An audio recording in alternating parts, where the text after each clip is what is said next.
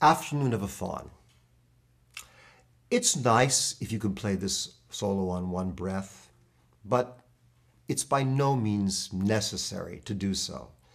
It's the question of what kind of musical meaning you convey. Of course, I think pretty easily you can pick a tempo which will allow you to play it in one breath, whatever your breath is. Whatever happens, it has to come in from nowhere, be very mysterious in its first two phrases, and take us through the central emotional part of the phrase, which is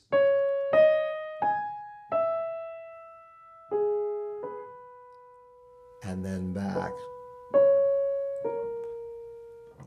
If you feel you can get the most out of it, the most expression of yourself, by taking a little breath after, and you do it expressively, like a great singer would do, it can be just as magical.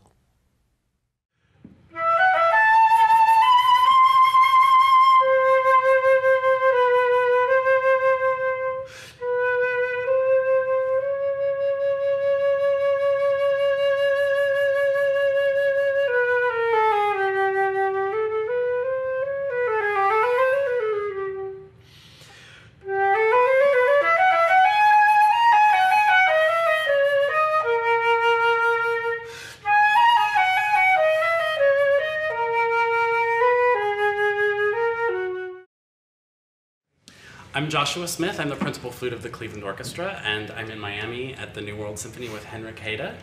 And we're coaching through standard, beautiful flute solos from the orchestral rep.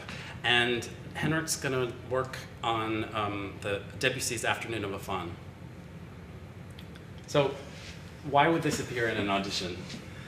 Could be the most famous flute solo there is. Flute starts the whole piece, and it's the primary solo instrument throughout the whole thing, so it's really important to hear what your interpretation of this is when you're taking an audition.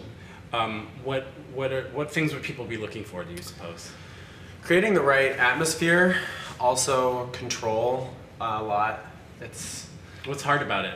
Breathing. Pretty famously difficult for breathing. It's long phrases that you have to control your breath through, and when you do take breaths, being conscious of not interrupting the line of the phrase. It just shows a lot about your tone quality too, and the way you can color different notes and the choices you make. There's a lot of freedom for color and a lot of demand for atmosphere and for the effect that color would have on the atmosphere of the piece. That's what makes it fun to play. What is the essential atmosphere in this piece? What's going on? It's very well. It's based on a poem, I think. Mm-hmm. It's very sensual atmosphere, very French. The flute starts the whole piece by itself, and it's supposed to be this faun waking up from a dream, and so it's very kind of hazy, and as the piece gets going, more instruments are added, and it becomes... The faun starts chasing nymphs through the woods, or explaining the dream that he just had, which was about chasing nymphs through the woods. Yeah. Well, let's start with the opening solo. Sure.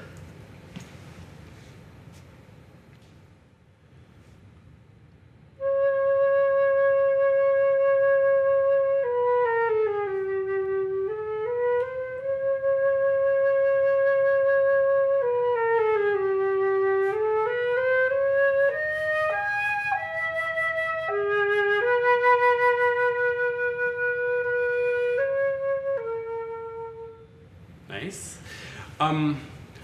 Everyone tries to do this in one breath, and I just want to go on record by saying that it's great. I mean, it's lovely when that happens, but it's also okay not to. Sure. I've played this many times, and sometimes it happens and sometimes it doesn't, and often it has to do with how the conductor ends up controlling the end of the solo. It ends up feeling slower than you want it to, or you never know what's going to happen. But if you set it up well and do a breath here,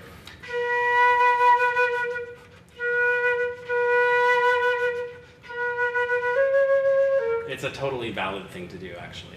Sure. How do you work towards being able to get it in one breath comfortably? You practice it slower than you'd actually want to play it. So, I mean, I usually think of this at like an eighth note at 88, but I'll practice it as slow as like eighth note at 72 or something, just to see if you can make it. I mean, usually it doesn't sound so good by the end of that, but if you can build confidence playing it slower than under pressure, I feel like it's easier to make it in one breath. It's a good thought. Some other things that I've tried would be starting at the end and working my way back. So, and then you add.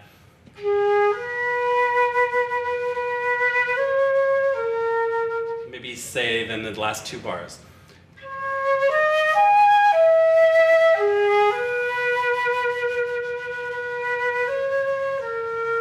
Then maybe add, play the bar before that and play to the end. Then you start at the beginning and get to the end, and you get a stronger sense of pace that way.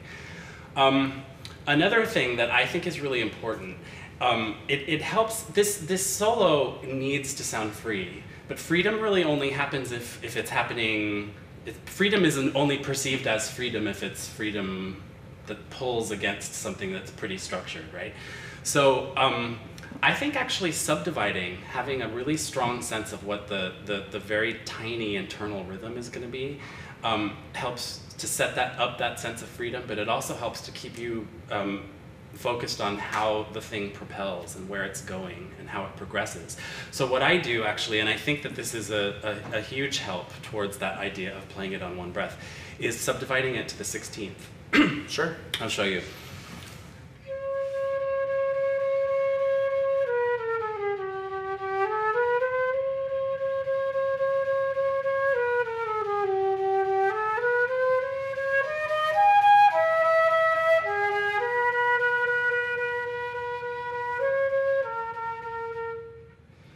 You get it sort of thought through, and then actually when you play it with that subdivision sort of casually, at least ticking in your head, you start to think of moving across it in a different way, and it really helps.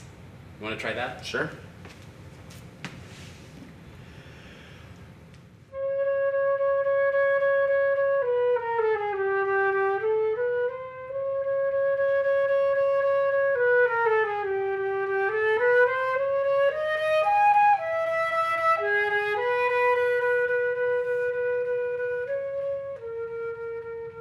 Nice. Since you're arriving at the peak of the hairpin, I would keep it there for the whole duration of the B. In other words,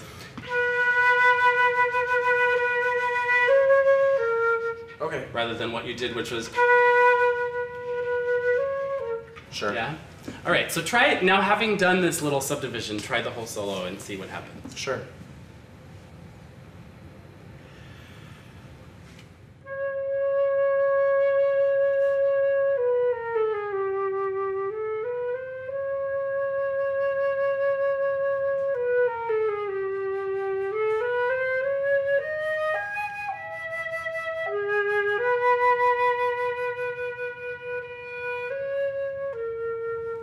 It feels a little easier, right? Yeah, definitely. Yeah. You can hear it in your head as you're playing it that way. Yeah, good. And it just keeps it keeps the whole thing floating in a different way, actually. Okay, so let's skip to the sort of really great big solo passage. Sure.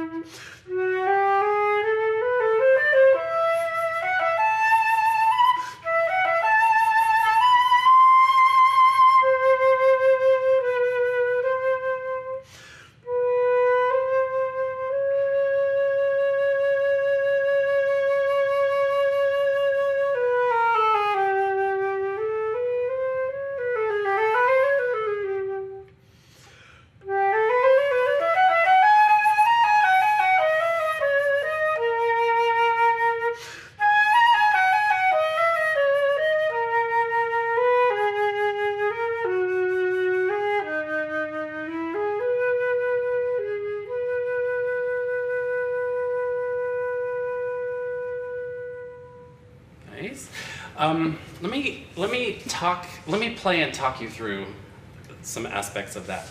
To start with, you want the connection. This whole thing is built, this motive, the motive that carries us through the whole piece, is built on this tritone.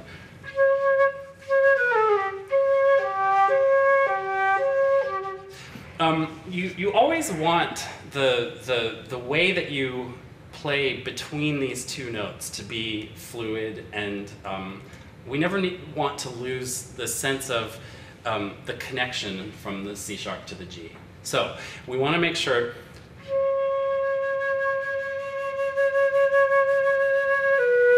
that as you leave the C sharp, the notes that move past it have come as a result of whatever you've done, that there's a connection off the C sharp into what happens next.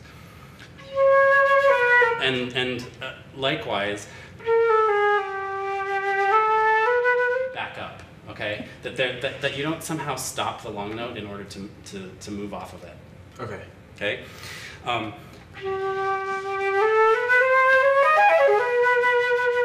This is a little tricky finger-wise, but it just needs to sound fluid and somewhat playful.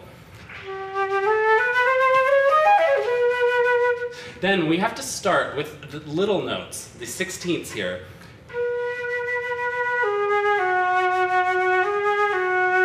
They need to be sung as actively, in a sense, as lyrically as the long notes that precede them. Right. So basically think of connecting a really great legato, but also vibrating them.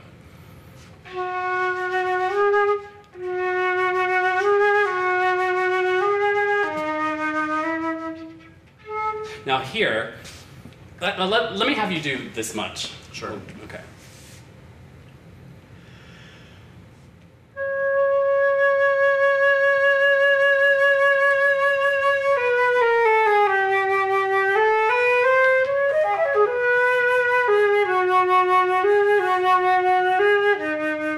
Now check out. Debussy writes this little sweep of a hairpin at the end of this first bar of 2 into the next bar. I think the idea is that it leads across the bar line. Okay. Okay. And then he has this other one. I think you're interpreting that as a subito piano. I don't think I would, actually. Okay. I think just each of them serves to open up what you're doing into what comes next. Yeah, sure. Try that.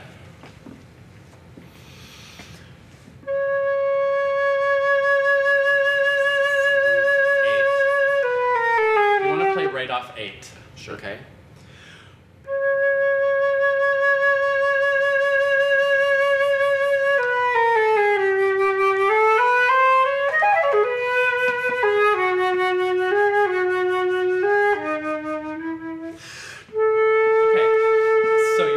A breath there, which is great.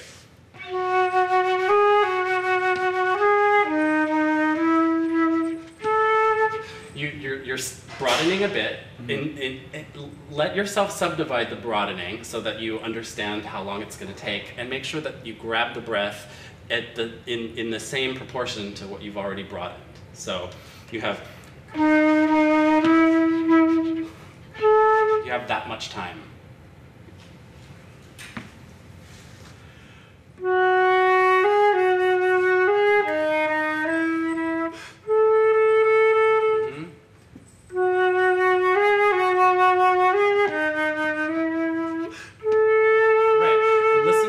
Finish the E and match the A to that.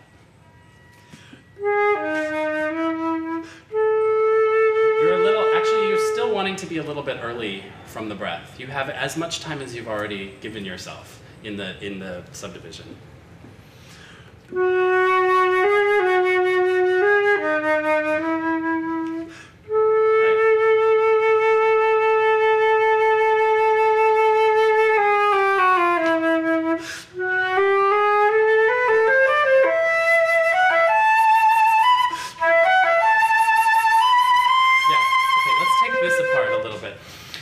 So we've got this great, lovely hairpin that takes us to this wonderful high C, right?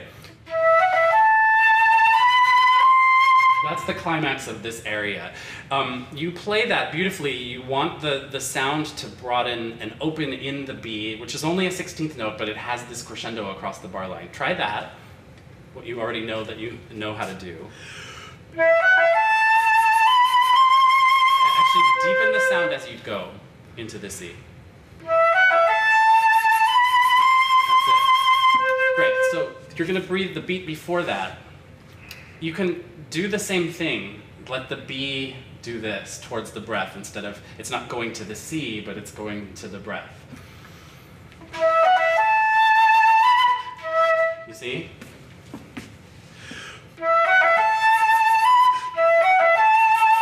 Relax and open up towards it, towards the breath. Good.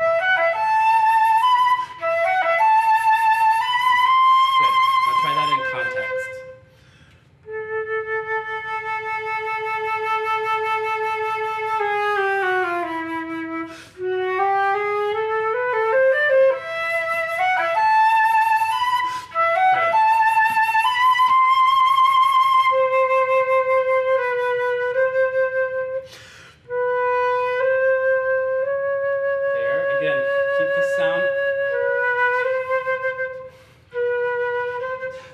Very much, be very aware of how you release the sound as you breathe, and then make sure that the B matches the C that you just left. Right.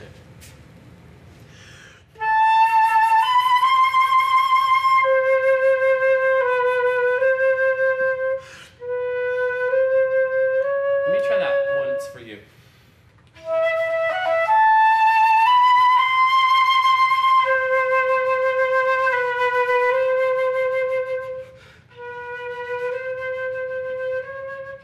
So you keep color in the C until you breathe. That makes sense?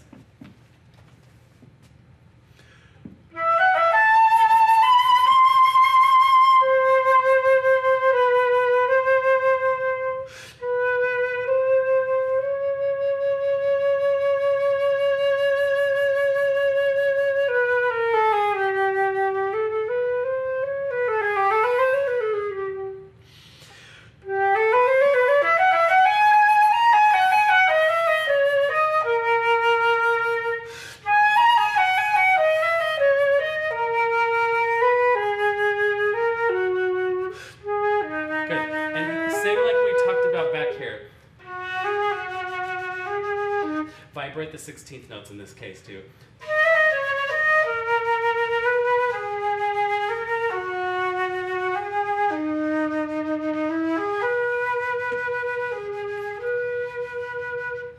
Sure.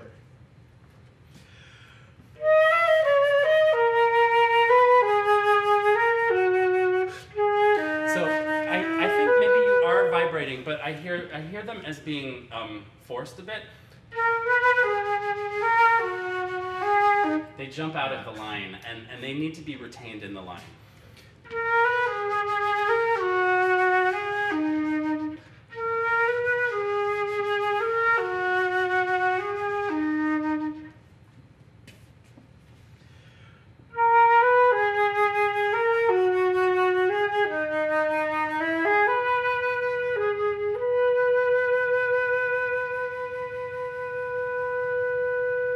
Good, Henrik.